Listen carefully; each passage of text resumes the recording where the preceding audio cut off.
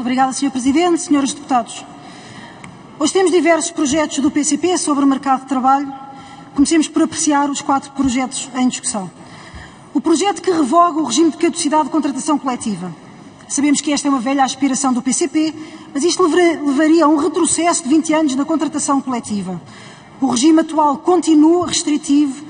É importante que as partes possam denunciar e fazer caducar um contrato coletivo no contexto das regras atuais, como é o caso de qualquer contrato. A caducidade das convenções coletivas permite e garante a contínua negociação e a atualização de disposições. Flexibilidade, dinamismo, negociação e acordos são muitas vezes termos pouco amigos do PCP, mas é fundamental que haja valores a par de uma cultura de responsabilização e de concertação. Pode-se ver intuitivamente a necessidade de ser um processo dinâmico, por exemplo, na sequência dos níveis elevados de inflação recente, manter em vigor contratos antigos pode ser um verdadeiro tiro nos pés dos trabalhadores, não nos esqueçamos que inclui, por exemplo, as tabelas salariais. Sobre o projeto que repõe os valores de pagamento do trabalho suplementar para todos os trabalhadores, note-se a seguinte contradição. Quanto mais o Código de Trabalho estiver próximo da contratação coletiva, menos espaço tem a contratação coletiva para existir. Ou seja, esta proposta é contraditória a outras propostas que dizem querer promover a contratação coletiva. Há, de facto, valores elevados de trabalho suplementar não remunerado, nomeadamente em setores de serviços, em empresas de menores dimensões, e esse é o combate que deve ser feito. Sobre o projeto, sobre a reposição do princípio de tratamento mais favorável ao trabalhador, a negociação destes contratos e a sua aceitação pelos representantes dos trabalhadores deve indicar que estes contratos trazem melhorias em termos líquidos aos trabalhadores. Não permitir que nenhuma provisão do Código de Trabalho seja ajustado noutro sentido tirará graus de liberdade à negociação, limitando o potencial, novamente, à contratação coletiva. Por fim, sobre o projeto que reforça os direitos dos trabalhadores no regime de trabalho noturno e por turno, já abordámos este tema em plenário, a realidade é diversa. Sendo a realidade diversa, com ela também as necessidades e preferências no mercado de trabalho. Flexibilidade, adaptabilidade devem ser a regra, que é outra dimensão dos direitos dos trabalhadores que deverão sempre estar garantidos. A flexibilidade, tal como o trabalho suplementar, nunca pode configurar menores direitos, promover ou esconder abuso, bem como é necessário sempre respeitar o tempo de repouso e lazer como direito fundamental. Eu vou reter, de novo, que já abordei noutra intervenção, a expressão do PCP que as sucessivas alterações à legislação laboral resultaram sempre em degradação dos direitos dos trabalhadores. O que lamento é que ainda não tenham percebido que a rigidez conduz à precariedade e prejudica o dinamismo e oportunidades no mercado de trabalho. Atualmente o trabalho por turnos tem um regime especial em termos de proteção, de segurança e saúde no trabalho. Há convenções coletivas que estabelecem recompensas adicionais, o que parece muitíssimo bem atendendo à sua penosidade. E sim, é preciso olhar para estas formas de trabalho nas suas especificidades. Mas também por isso ou por isso mesmo, não nos revemos num quadro mental ou legislativo de rigidez negativa e transversal. Deve-se dar mais espaço à negociação coletiva, à concertação, a comissões de trabalhadores, que têm um papel tão importante nestas dinâmicas. Note-se que em nada disto se menosprezou os direitos dos trabalhadores. Há temas, em relação ao abuso, cuja solução passa por fiscalização e cultura e não por uma maior rigidez que traz, ela mesma, efeitos perversos. Este é um bom exemplo de temas a serem negociados em contexto de contratação coletiva, que são pelo PCP valorizados noutros projetos mais uma vez, e por todos estes motivos nós não podemos concordar com estas iniciativas legislativas e votaremos contra. Mas sendo este um debate sobre o mercado de trabalho, importa também darmos uma visão sobre o que defendemos. Verdade que houve recentemente uma agenda de trabalho digna, mas o nome bonito não significa uma realidade bonita. Esta é também uma área de necessidade de visão e de coragem. Também é um facto que Portugal precisa de estabilidade legislativa, como aliás fiscal, e que os agentes económicos, laborais, judiciais ainda se estão a habituar a um novo quadro. Mas deixo-vos esta reflexão. Nós queremos mesmo estabilidade na estagnação? Nós queremos mesmo estabilidade numa má solução? Gostaria também de perguntar se já repararam que a agenda do trabalho digno, pergunto, não deveria ser uma agenda para o trabalho?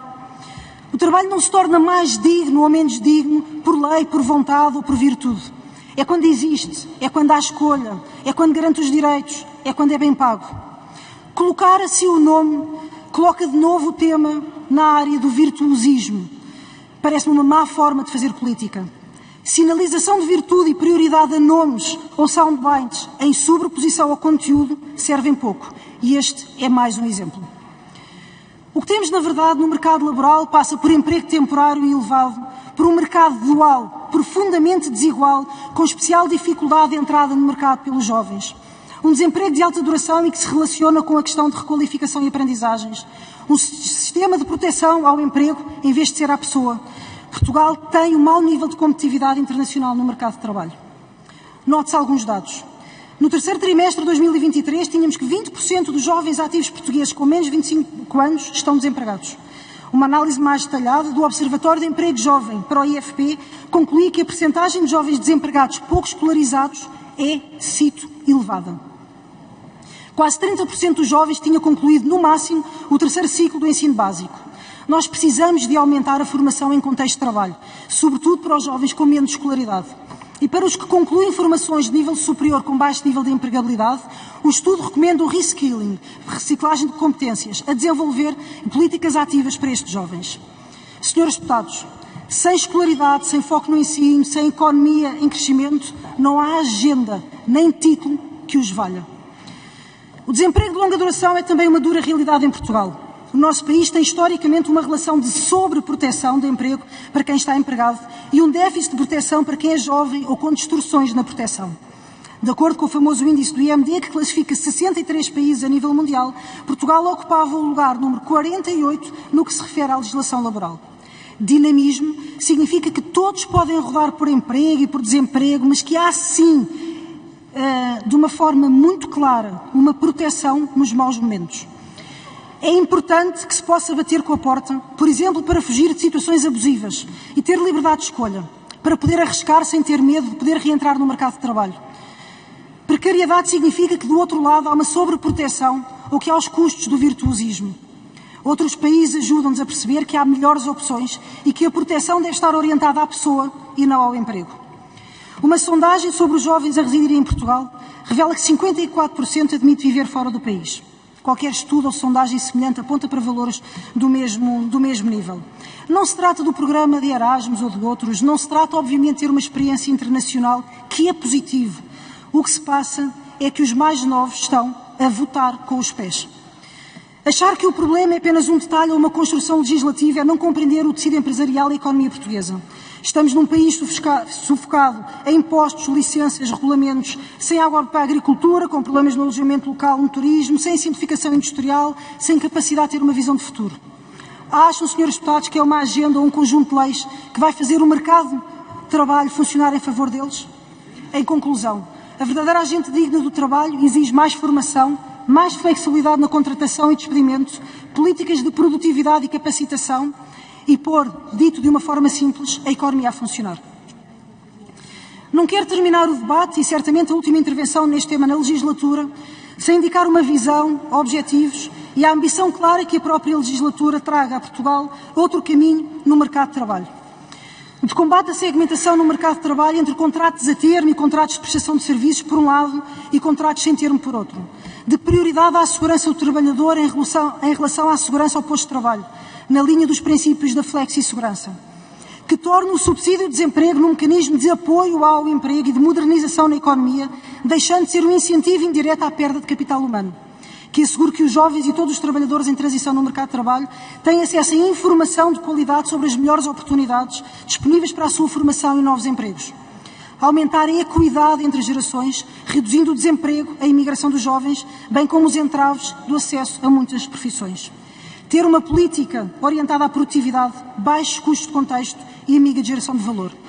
Termina assim a dizer que diagnósticos há muitos, visões algumas, a realidade é muito mais dura. Não nos esqueçamos que hoje o global não é apenas o capital, é também o capital humano. Um orgulhosamente sós nunca serviu, não serve, não servirá. Não basta olhar para nós, não basta ficar fechado sobre si próprio. É preciso ver o que se passa nos outros países.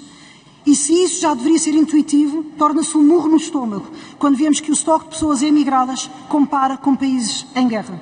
Sei que a palavra é incómoda, mas é mais uma área em que precisa de um desassossego cultural e de uma reforma. Obrigada.